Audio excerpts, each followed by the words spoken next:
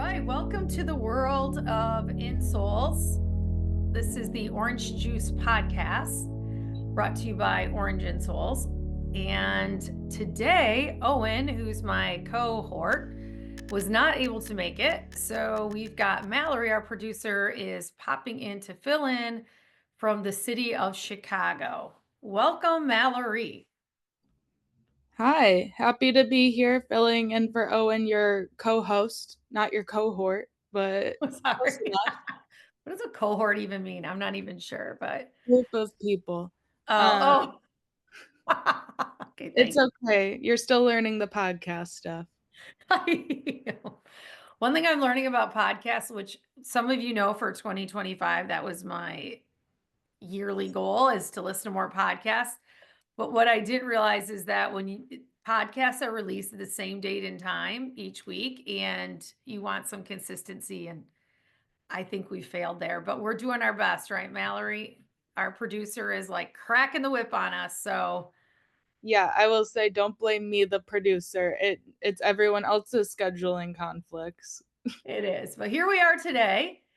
And this is a topic that we kind of decided to discuss because we were already talking about it today is the weather and spring. And is spring ever really going to get here or is it here? We're not sure. One minute it's like in the 70s, the next minute's like literally it was spitting snow on us today. So I'm not sure what's happening, but I'm in Michigan right now. I'm not in our Florida office. So what's it like where you are in Chicago? I'm assuming spitting snow. Yeah, it was yesterday. I walked to Trader Joe's and it was supposed to just be a little windy out, but somehow I got rained and snowed on and just like everything horrible. Not sure what happened to the 70-degree weather that we had in March, but it is gone. And it's really hard because I got it started running and doing the couch to 5K, and the motivation is very it's not quite there as much anymore when it's like crappy weather. It's even the difference of like 30 and sunny out versus it's like 40 rain sleeting on us. Like that's honestly so much worse to me. So you're saying you're leaning towards the couch versus the 5K part of the training at this point. At least for running. Yeah. That's okay. So what we thought we'd talk about, because we did have a little dip into the warm, which was kind of nice.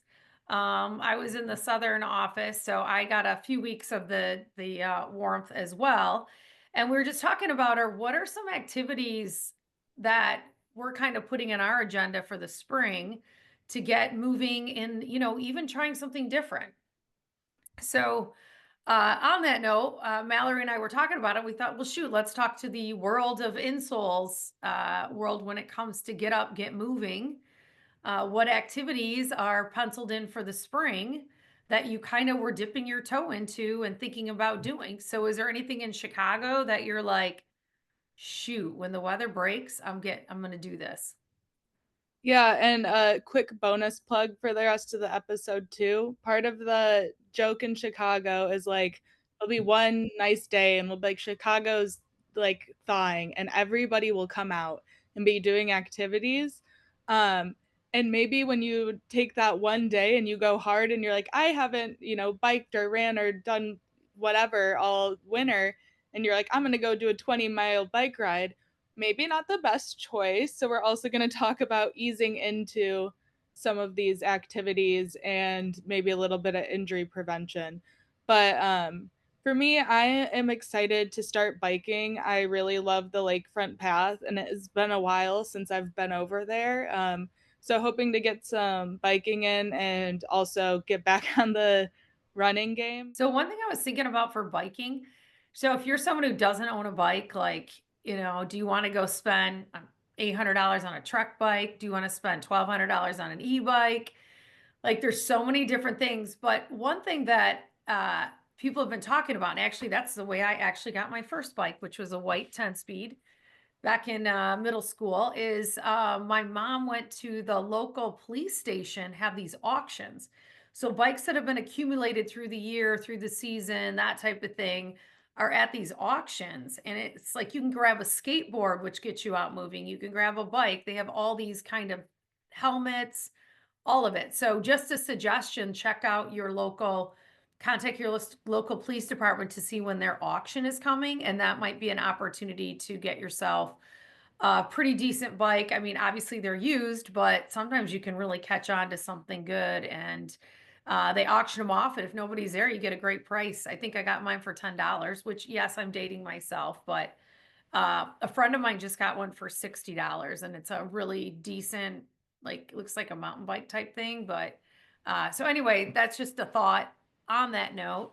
Facebook Marketplace is also a great option. When I was in college, it was actually during COVID. I was like, I'm so bored. I got a bike for $30 on Facebook Marketplace. Someone just got a new one. Their bike was perfectly fine. They just wanted to get rid of it.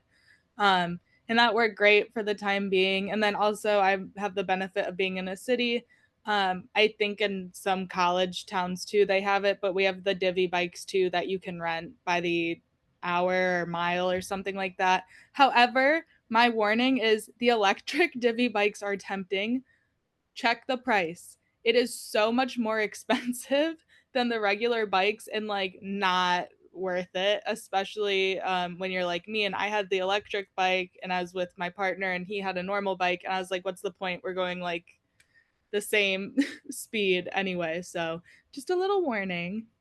Well, the other thing about e-bikes, if you're not familiar, they have a lot of power.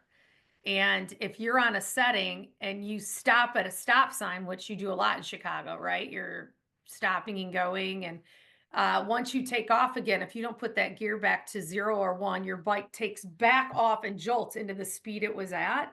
So my brother-in-law on that jolt got flipped off the bike, hit the curb, broke a shoulder, and someone else broke a wrist. So I'm just saying, like, I don't know. The e-bikes, it's really more for open space and distances, those little short distances. To your point, you might as well just have the normal bike and put it on an easy speed and knock it out. Or if you want to work out, you put it on a higher speed. But um, I love that. And the other thing too, in the city, which you can do anywhere, is you've got Lake Michigan there. And I think when you get down to just getting outdoors and taking a long walk, and like you said, on those days where the sun is out, it doesn't matter. So bundle up. Like it just feels so good to get out moving again and not be miserable with it spitting rain, snow, cold wind whipping through the buildings. So I would highly recommend either go to the beach or go down by the water or get back on a trail again. I did a trail last week and I haven't done one in a while, and it was like, wow. It's just amazing what you can see and do. And okay, so there was a bobcat. That's another story. My trail was a little more intense, but I don't know what trails are in the city, but I'm assuming down by Lake Michigan, there's like a pretty consistent stretch. Yeah, and I mean, there's the lakefront path, which is Right. miles. But like, even if you're just trying to get out, which like is important, even if you take a little walk or, at this point, we're just desperate for some vitamin D, so sunshine is great. Parks are a great option, and parks are everywhere. From cities to suburbs or wherever you live. If you're in, the country, I'm sure you have a lot of other places to get outside too. Go through the meadows, pick some wildflowers. That sounds nice. I can't really do that here, but parks and public areas are really great to just get out, take a little walk around, and get some sunshine. Um, Well, on that note, too, is fishing, right? So to get a little exercise and get on the water, you can easily get into like a regular boat. Instead of cranking the motor, like row yourself out to the little local fishing hole. And it's interesting, most fishing holes or the place where all these fish are is accessible from the road, I've noticed, or easy to get to. And, I have a kayak, but it's like a kayak fishing boat. So I can, do that, get out there. I don't have a really intense motor. But I was just thinking about that around your world because you've got Lake Michigan there, and if you don't have a motorboat, you can always rent a kayak and get out there and get moving on the water and catch yourself some dinner.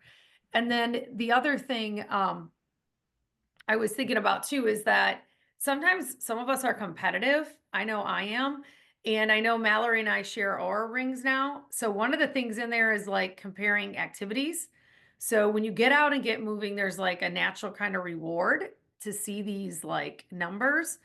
And a couple of my friends' kids, they all have this Fitbit thing and they all challenge to get steps in every day.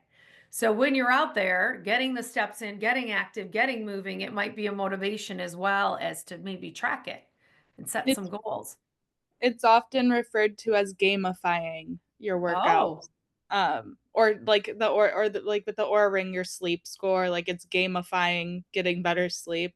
It helps our brains, as competitive natured people. So yeah, fair.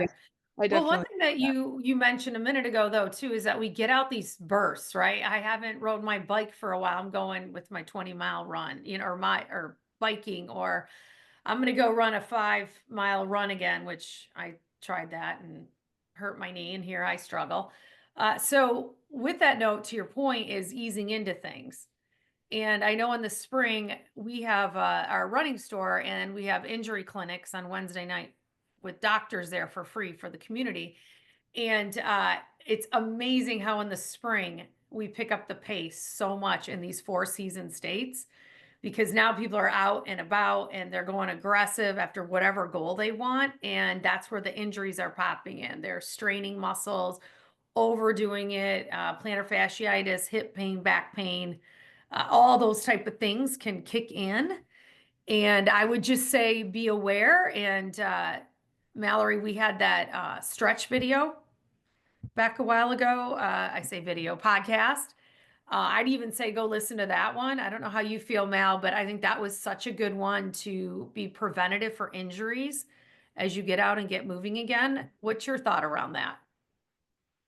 Yeah, there's like a few things I can see going wrong as we get into spring. It really is like our second new year. You have that first New Year's motivation, and then you get that warm weather motivation, whether it's just like getting outside, wanting that vitamin D, or you have, summer goals for fitness, things like that. It really kicks in right now. Um, the first thing I wanted to bring up was, at least for me, when I'm like, "Oh, I'm gonna go casually bike or I'm gonna go do activities like this," I don't, since it's like a hobby and it's not something I'm training, I'm like, "Oh, why would I need insoles? Why would I need to think about injury prevention?" But that's exactly where things go wrong because your body isn't conditioned to do those kinds of things. It isn't ready, and if you push it too much, I'm gonna a, like, injure myself, or B, like, maybe get really sore and have a lot of fatigue on my muscles and not wanna do it again, which also isn't good because then my body will never be Mm. conditioned to do those things. And then the other piece too is, like, say I even have an easy time riding my bike, but I wear unsupportive shoes all the time. I'm not taking care of that posterior chain. I have knee pain, I have shin splints, I have plantar fasciitis, whatever it is. It's also not gonna make other activities enjoyable anymore. I'm not going to want to go bike because I'm in pain. I'm not going to want to run because I'm in pain. So just having like a base level of feeling really good is also important, and why we should always look for that support and stability. And then the last thing was pickleball related, but I first want to know about your pickleball and tennis experiences because I am not very good at it, but I feel like you have more experience in your Florida time. With pickleball and tennis. So I'm more of a tennis fan because I want to get the cardio. Like if I'm going to work out, and I think of pickleball and tennis not as social, but a workout, I prefer tennis because I like to be like, I'm not very good, so I'm obviously running all over the place, except and I like that. However, with pickleball, I have found when it does get competitive and you're hustling and you're moving and you're playing with people who know how to play and keep it going fast, you can get a really good workout with that. But a lot of surgeons will tell you they are making a fortune right now because of all the pickleball injuries, people going side to side. This is my one hiccup with pickleball, my one warning, I would say. Make sure you're wearing a CrossFit shoe. Take time. Don't wear your running shoe. Make sure you have a cross training shoe because you're going to be going side to side and you want to protect your ankles in that short movement. Everything is short. And the other thing I would say is the stretching is so critical for your arms. when you're like so many people I know have gotten shoulder injuries, believe it or not, from pickleball because you're moving fast and pumping and that type of thing. And you definitely want to do the stretching. And once you warm up your arms, stretch them properly, and especially into your shoulders space is what I'm learning. Is there's a lot of injuries that way. But one thing is, I don't want to be Debbie Downer on this whole thing because I think it's amazing when people get out and get moving. We have a grandmother. I had a grandmother, which is Mallory's great grandmother, lived to 109, another one to 100, grandfathers who lived into their 80s. Their main thing was get out and get moving because if you're not using it, you're going to lose it. So we're just trying to be as proactive today and just telling you like maybe some ideas that might have struck you in your head to go try. And then we're just trying to say, just, be a little proactive with stretching, wearing the right shoes, wearing maybe try our new sport insole, which is more proactive versus reactive. And just think about it that way. Yeah, the tennis and pickleball, that's exactly what I was gonna touch on. Like, I don't play that much, so I don't have court shoes. I haven't invested in that kind of thing. So I'm like at the bare minimum, I need to make sure I'm warmed up. I need to make sure maybe I have an insole in or some extra support and stability there. And then just yeah, being careful, maybe not going as hard as I want. And then like you were saying with the just importance of moving, like yeah, we're not saying this to scare you. The flip side of this is our bodies are way more resilient than we give them credit for sometimes. Like it sometimes drives me crazy in yoga classes or like exercise classes when they're like, "Oh, be careful." Be like the biggest example of this that controversial yoga opinion, but tree pose. They're like, don't put your foot on your knee. It's gonna like mess up your knee. And then I've had yoga teachers be like, if you putting your foot on your knee is gonna like dislocate or mess up your knee, you have bigger problems to worry about. Your body isn't that sensitive and gentle either. Like, obviously, depending on a lot of other factors, but I'm speaking generally. But the injury prevention and all of these things do is make sure you can move more and move as long as possible as you age. So that's more what we're focused on. It's not to scare you and be like, you're going to get injured, you're going to get hurt. It's more of, we want you to feel good in movement for as long as possible. And these are ways to do it. That's right. Yeah, so we're talking about get out and get biking, get out and hiking, get out and maybe grab a kayak and get out onto the water, which is there's many places that rent kayaks. We're talking about couch to 5K, get us something in the calendar and maybe have it go somewhere fun. Like what's the place in the wilderness out west? Like one of those big, like Colorado or one of those big hiking states, they all have those 5Ks, right? Like maybe get a goal and tie it into a vacation or a destination place or something like that. We talked about pickleball, we talked about tennis. We What talked else? about parks. And Park. I will say another controversial Mallory Fitness thing that we've actually talked about before because they made fun of near the Florida office, like in this public park, there's like workout equipment. When I visited Florida, I had a lot of fun on that equipment, messing around. So, like, again, just getting out to the parks are really fun. I know if there are kids around, stay off the playground, like, let them play. But if it's empty, like, play on the monkey bars, have some fun, get moving. Like, it's okay to, like, literally play and have some fun as an adult.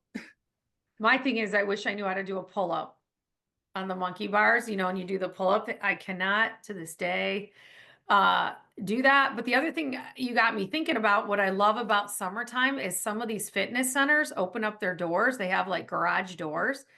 The other day I went tried boxing, which that's another podcast in itself.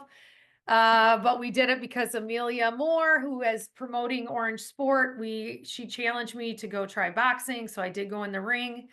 That's very we can send that video around. That'll give you some laughter. But what I loved about the training, you train for an hour before you even get in the ring, is they had all the garage doors open. So I'm outside doing row machine, pull-up machine, all this rotation machine, and it was awesome. Doing what do you call it when you do the bends? Like you walk and bend your knee. What are those called? Um, Lunges? yeah, lunges. Oh my gosh, I couldn't think today. Sorry, I only had 1 cup of coffee today. I I got am way even behind. confused because I didn't think it Lunges. would be lunges. I'm like, "What complex movement are you doing?" It was awesome. They're like, "Go to this mailbox 2 blocks down doing lunges and come back." You're like, "Are you kidding me?" But you know what? You do it with a group of 4 of you, you look ridiculous, but when there's so many of you doing it, no one really says anything, and wow, to stretch your thighs, it was amazing. But anyway, I'm just saying it's so nice to have these gyms outside again. You're right. I kind of forgot that point. I'm into the group fitness plug anyway. This spring, if you want to get out, try a group fitness class. Maybe get some friends, get some brunch after, go on a walk after. It's a good way to get out. I teach group fitness. That's maybe why I'm a little biased. I'm like, go try something. But Yeah. they're really fun. It's a great way to even make friends and build community. So And that's if your local gym is doing it, put it out there. Our local gym does outdoor Pure Bar, like quick classes. They call them pop-ups. And our yoga studio does it. The Pilates does it. They call it mat work. But like anyone who sees that, put it on the Facebook, what'd you call it, marketplace, and get that out there so everybody can get out and it's free, which we love free things, and give it a try. So free, anything else? What's that? free depending where you go. Okay, that's fair. What else should we try, Mallory? Or did we hit on all the big ones? I mean, that's what I'm gonna be doing this spring, but we look forward to hearing what, activities you guys are up to. Give us some more ideas. I like trying new things, and I'm excited to get some more sun. It's like sunny today, but it's so cold. So, Fair. And the other thing I would say is on our orangeinsole.com website, we have 500 different blogs on there about specifically these titles about pickleball, the proper form, all of that about pickleball. We have it about tennis. We have it about hiking, biking, walking, all of it is on there. I and might have missed one. yeah, and it's not just, about orange insoles. We can give you good advice on like picking the right court shoes for you, just different things like how to create a workout schedule. All of those, we give you a lot of different lifestyle advice. So don't think we're just going to go there and plug insoles. It's a really good tool if you want to learn more about anything we're talking about. That's right. And I'll say moving forward on one of our upcoming episodes, either the next one, it'll be in the next two, we actually have a trainer coming on to talk about from a trainer's perspective on things you can do on your own. And interesting to see what input he has. So I'm looking forward to that one coming up this week. So, all right, Mallory, enjoy your week. And thank you, everybody, for your time. And we will talk to you next Tuesday.